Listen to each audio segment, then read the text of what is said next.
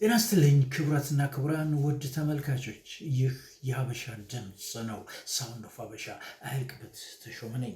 ባለፈው ሳምንት የቦይንግ 777 አውሮፕላንን አመጣጥ ታሪክ ሳቀርብላችሁ የኬክ የተቆረሰለትን የቦይንግ 787ን ታሪክ ደግሞ ይዤላችሁ ልቀርብ ቃል ገብቼ ነበረ። በዚህ መሰረት ዛሬ እስቲ ወደዛ ልወስዳችሁ ነው። የኢትዮጵያ አየር መንገድ እድገት እጅግ በጣም የሚደንቅና ለዚህም ደረጃ መብቃቱ የሚያኮራ ነው። አየር መንገዱ ለዚህ ታላቅ እድገት መብቃት ከፍተኛው ሚና የሚጫወቱት በታታሪነት ከልብ የሚተጉት ሰራተኞቹ፣ በየጊዜው የሚመደቡት ስራ አስኪያጆች ብቃትና የሀገር ፍቅር ስሜት፣ በየጊዜው የተለዋወጡት መንግስታት ለአየር መንገዱ የሚሰጡት ድጋፍና ሌሎችም ለእድገቱ ተጠቃሽ ከሚሆኑት መካከል ናቸው። በአንድ ወቅት የኢትዮጵያ አንደኛ ደረጃ ጀግና ከሆኑት ጄኔራል ተስፋዬ ሀብተማርያም ጋር ስወያይ እሳቸውና ሌሎች ጓዶቻቸው አየር መንገዱን በወቅቱ ተስፋፍቶ ከነበረው የጠለፋ ተግባር ለመታደግ በወሰዱት ጥበቃና እርምጃ በዓለም አድናቆትን አትርፈው እንደነበር አውግተውኛል። አየር መንገዱ በዓለም ተጓዦች ዘንድ ደህንነቱ አስተማማኝ አየር መንገድ ተብሎ በመመረጡ እውቅናው እየጎላ ተጠቃሚውም እየጨመረ በመምጣቱ ጄኔራል ተስፋዬ በወቅቱ ሻምበል የነበሩት ልባቸው በኩራት እንደተሞላ ነግረውኛል። ከጄኔራል ተስፋዬ ትውስታ ጥቂት ላስቃኛችሁ እስቲ።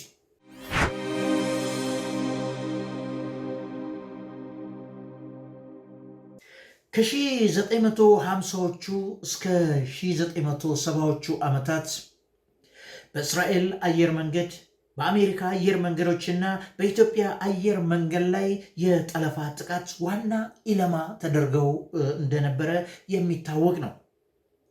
በዚህ መሰረት የኢትዮጵያ አየር መንገድን ከጥቃት ለመከላከል እነ ኮሎኔል ካሳ ገብረ ማርያም ከፍተኛ አስተዋጽኦ አበርክተዋል። በዚህን ወቅት ነበር የዛሬው ጄኔራል የዛን ጊዜው ሻምበል ተስፋዬ ሀብተማርያም የአየር መንገዱን ደህንነት ለማስጠበቅ ኃላፊነቱን እየወሰዱት። በወቅቱ ለእንቅስቃሴው ተግባራዊነት መጠቀሚያ የሚሆኑ ልዩ ሽጉጦችን ለማግኘት እነ ኮሎኔል ካሳ ገብረ ማርያም ጣሊያን ሀገር በመሄድ በሻንጣቸው ይዘው በመምጣት እቅዱን በአስቸኳይ ለመፈጸም ተችሎ ነበር። በነገራችን ላይ ኮሎኔል ካሳ ገብረ ማርያም እጅ አልሰጥም ብለው በሰሜን ጦርነት ላይ ሽጉጣቸውን እንደ ውሃ የጠጡ ታላቅ ጀግና ናቸው። የኢትዮጵያ አየር መንገድ በተለያዩ ሽብርተኞች በተደጋጋሚ መጠለፉና በቦምብ የመጋየት አደጋ ስላጋጠመው ጀግኖች አየር ወለድ ልጆች የኢትዮጵያ ጀግኖች በእስራኤል የታገዘ አጭር ስልጠና ወስደው ወደ ተግባር ተሰማሩ። የመጀመሪያው ዙር ሰልጣኞች ስልጠናቸውን አጠናቀው ስራ በመጀመር ላይ እንዳሉ የሽግግሩን ወቅት አጋጣሚ ጠብቀው ከስፔን ተነስቶ ወደ አቴንስ ሲበር የነበረውን ቦይንግ 707 ጠላፊዎች ተቆጣጠሩት። ለመንገደኞች በድምፅ ማጉያ አውሮፕላኑ መጠለፉን አሳወቁ። በአውሮፕላኑ ውስጥ የነበሩት ኮማንዶዎች ምንም ሳይደናገጡ ሁኔታው እስኪመቻችላቸው ድረስ ጠበቁ። ከጠላፊዎቹ አንዱ የአውሮፕላኑን አብራሪ እነሱ ወደሚፈልጉት የአውሮፕላኑ አቅጣጫ ለማስለወጥ አንዷን ሆስተስ ጆሮ ግንዷ ላይ ሽጉጥ ደግኖ ወደ ኮክፒት በር ይዟት ሄደ። ወዲያው አንደኛ ማዕረግ ተቀምጦ የነበረው ጠባቂ ከመቅስፈት ወደፊት በመወርወር በያዘው ሳይለንሰር ሽጉጥ፣ ድምፅ አልባ ሽጉጥ ሳይለንሰር በተገጠመለት ማለት ነው፣ ማጅራቱን ቢመታው ተጥመልምሎ ወደቀ። ሁለተኛ ማዕረግ ውስጥ ተቀምጦ የነበረው ሌላው ጠባቂ የድምፅ ማጉያ የያዘውን ጠላፊ ግንባሩ ላይ በሽጉጥ ተኩሶ ጣለው። ሌሎች ሁለቱ ጠባቂዎች ሶስተኛውን ጠላፊ መተው ጣሉት። በጥቂት ደቂቃ ውስጥ ምንም ድምፅ ሳይሰማ የጠላፊዎች መሳሪያና ቦምብ ተረክበው አውሮፕላኑ አቅጣጫውን ሳይለውጥ በድል አድራጊነት ሁሉም ነገር ተጠናቀቀ። ይህንን ዜና የሰማው የዓለም ሕዝብ አድናቆቱን ለበረራ ደህንነቶቻችን ገለጸ። ጠላፊዎች ማድሪድ ላይ የደረሰባቸውን ውድቀት ትምህርት አልሆን ብሏቸው ከአዲስ አበባ ጅቡቲ ይበር የነበረ አውሮፕላንን ጠልፈው ወደ የመን እንዲሄድ በድምፅ ማጉያ ያሳወቁ። በወቅቱ የነበረው ጥበቃ አንድ ብቻ በመሆኑ አውሮፕላኑ የመን ሲደርስ ቀድሞ በመውረድ ጠላፊዎቹን ተኩስ ከፍቶ አስቀራቸው። የየመን ፖሊሶች ጸጥታ በማደፍረስ ከሰው ቢያስሩትም ከመንግስት ጋር በተደረገ መነጋገር ተፈቶ ወደ ኢትዮጵያ ሊመለስ ችሏል። ሶስተኛው የጠለፋ ቲያትር ከአዲስ አበባ ወደ አውሮፓ በሚጓዝ አውሮፕላን ላይ ተጀመረ። ድንገት ሳይታሰብ ጠላፊዎች የእጅ ቦምብ እና ሽጉጥ ይዘው አውሮፕላኑ መጠለፉን አሳወቁ። መሯሯጥ ጀመሩ ወዲያ ወዲህ አውሮፕላን ውስጥ። አንደኛው ጠላፊ የፓይለቱን ክፍል ለመክፈት እየታገለ እንዳለ ጠባቂው ድምፅ በሌለው ሽጉጥ ጭንቅላቱን ነደለው። የድምፅ ማጉያ የያዘውንና ሶስተኛውን ጠላፊዎች የበረራ ደህንነቱ ኮማንዶች እያንዳንዳቸውን ተፋልመው የያዙትን ቦምብና ሽጉጥ ያለ ብዙ ግርግር ነጥቀው በአሸናፊነት ሁሉን ነገር አጠናቀቁ። የአውሮፕላኑ ምንም ጉዳት ሳይደርስበት ተመልሶ እንዲያርፍ ተደረገ። ይህን የሰማ የዓለም ሕዝብ አንቲ ሃይጃገሮችን ያደንቅ ገባ። በርካቶች ጠለፋ በበዛበት ዘመን አስተማማኝ አውሮፕላን የኢትዮጵያ አየር መንገድ ነው በማለት ተሳፋሪዎች አየር መንገዱን አጨናነቁት። በቆራጥ ልጆቹ ጀግንነት የኢትዮጵያ አየር መንገድ በዓለም አስተማማኝ ተብሎ እድገቱ እየናረ መጣ። እናም ለዛሬው እድገቱ ከፍተኛ መስዋዕትነት የከፈሉ ቁጥራቸው ቀላል አይደለም። ለዚህም ነው የኢትዮጵያ አየር መንገድ የሀገር ሀብትና ኩራት ተደርጎ የሚቆጠረው። እናም ለአየር መንገዱ እዚህ ደረጃ መድረስ የበርካታ ሀገር ወዳድ ኢትዮጵያውያን ርብርብ ውጤት ነው ማለት ይቻላል። ባለፈው ዝግጅቴ የመጀመሪያው ቦይንግ 777 አውሮፕላን የኢትዮጵያ አየር መንገድ እንደ ፈረንጆች አቆጣጠር በ2008 ዓ.ም ከዛሬ 17 ዓመት በፊት ሲረከብ የነበረውን የዳላስ ኤርፖርት የአቀባበል ስነስርዓት አቅርቤላችሁ ነበር።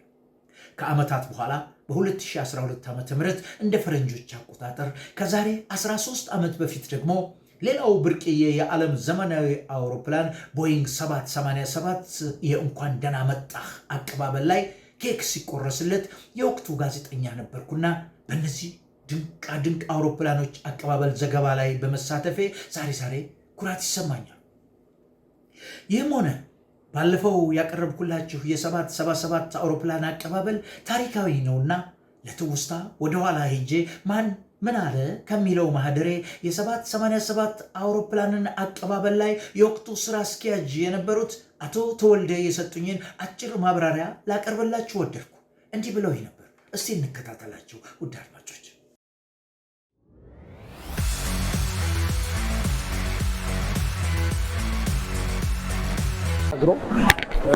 ሌላው ልክ እንደ ኢንቫይሮንመንቱ ሊለዋወጥ የሚችለው እያንዳንዱ መንገደኛ እንደፈለገ ሊለውጠው የሚችለው የተለያየ ከለር ሼድ አለ። ጠዋት ሲሆን የፀሐይ ጮራ አይነት፣ ማታ እንደዚሁ ናይት የሚስተካከል። ሌላው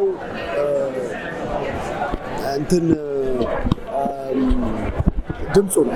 ድምፁ ከሌሎች አውሮፕላኖች በጣም የተለየ ነው።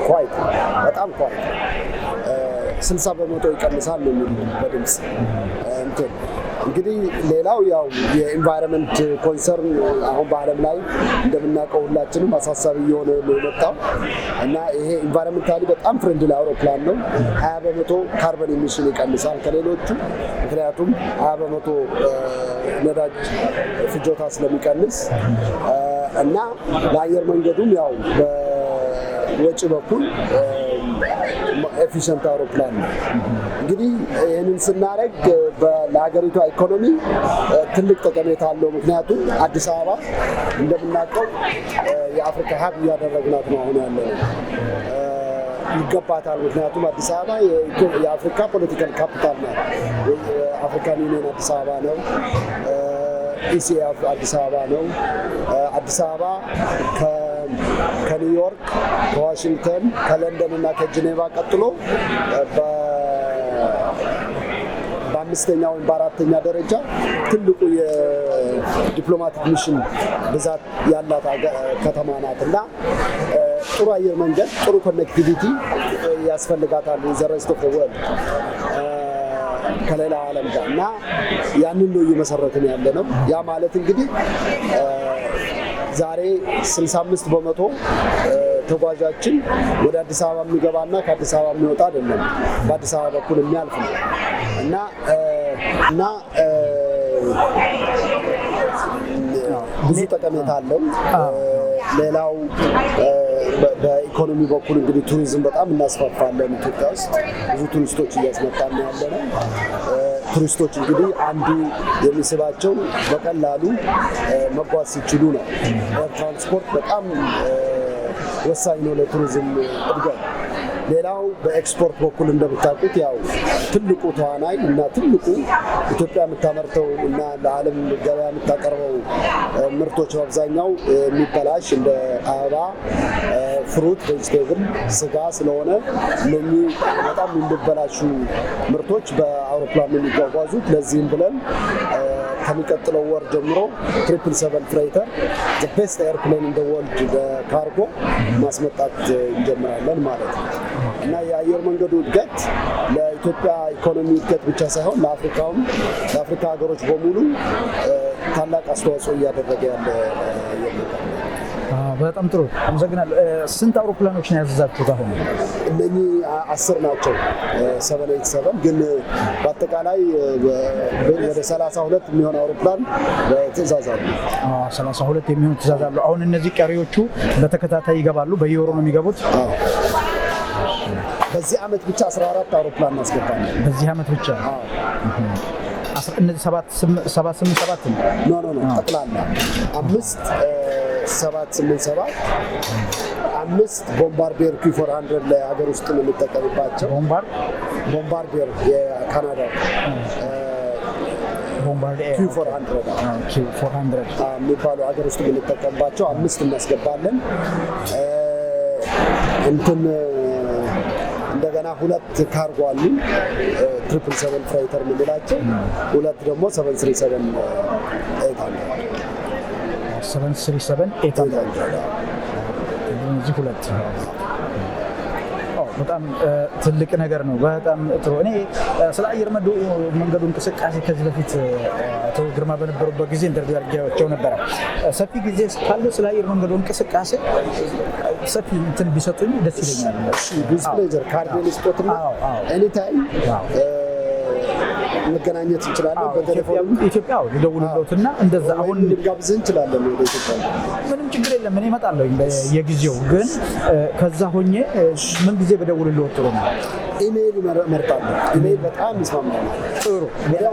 ምክንያቱም አሁን ሲኤንኤንም እየጠበቁት ነውና ሰፊ ነገሮችን ብናወራና ህብረተሰቡንና ስለ አየር መንገዱ ያለው አመለካከት እኔ አንዳንድ ነገሮች አሉ እና እዚህ ጥሩ አይደለም። ኢትዮጵያ አየር መንገድ ቁጭ ብሎ በሌላ አየር መንገድ የሚበሩ ሰዎች ያናድዱኛል። ብዙ ነገር አለ እና ያንን ነገር መቀየር መቻል አለብን። ሰዎች የሀገር ኩራት የአህጉሩ ኩራት ጉድለቶች ሊኖሩ ይችላሉ። ይረንደር ግን ተደጋግፈን ነው ማደግ ያለብን። ስህተቶች ሲኖሩ መተራረም አለብን። እኛም ስናጠፋ መንገደኛው ሲነግረን ማረም አለብን። መንገደኛውም ልክ ልጅ ሲያጠፋ አጥለው ትንሽ ተቆጥተህ ነው እንትን የምታደርገውና በሱ አይነት መንገድ መሆን አለበት። ጥሩ። እኔ አሁን በቅዳሜ ዝግጅቴ የማቀርባቸው ነገሮች አሉ። እስካሁንም አናውንስ እያደረኩ ነበር የአውሮፕላኑን መምጣትና ሌላ። በቅዳሜ ዝግጅቴ አሁን አንዳንድ ሰዎችን ኢንተርቪው አደርጋለሁ። የእርሱንም ነገር አቀርብና ከእሱ ጋር ግን ሰፊ ውይይት እንዳለ በሚቀጥል ሳምንት እንትን እንደምል ያን አቀርባለሁ። ጌታዬ እሺ። አይላቅበት እባላለሁ። አሪዞት ካርድ ሰጠኝ። አዎ ሰጥቼዋለሁ። አዎ እሺ ይርስትልኝ።